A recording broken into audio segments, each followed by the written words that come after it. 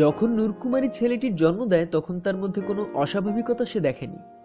আর 10টা মায়ের মতোই হাসি মুখে সন্তানকে কোলে নিয়ে বাড়ি আসে।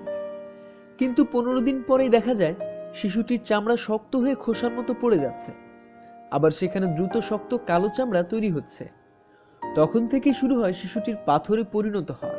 সেই শিশুটি রামেশ দর্জি, এখন বয়স 11 বছর, যে কিনা বিরল ধরনের চর্মরোগে আক্রান্ত হয়ে পাথরে পরিণত হচ্ছে, যার ফলে ভীষণ চুলকানি সহ প্রতিনিয়ত যন্ত্রণাদায়ক ব্যথা এবং তার চামড়ার বহির অংশ শক্ত পাথর হয়ে গেছে।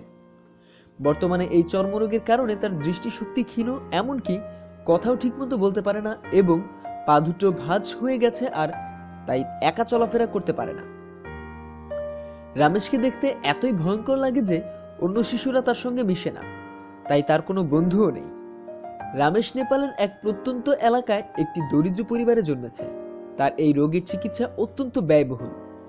দীর্ঘদিনেও এই চর্মরোগ না সারাতে তার বাবা মা আশাই ছেড়ে দিয়েছেন। তবে সামাজিক যোগাযোগ মাধ্যমে রামেশের এই বিরল চর্মরোগ সংক্রান্ত ভিডিও দেখে সাহায্যে এগিয়ে এসেছেন ব্রিটিশ গায়িকা জর্জ স্টোন। জানা গেছে কাঠমান্ডু থেকেই তার চিকিৎসা শুরু হয়েছে।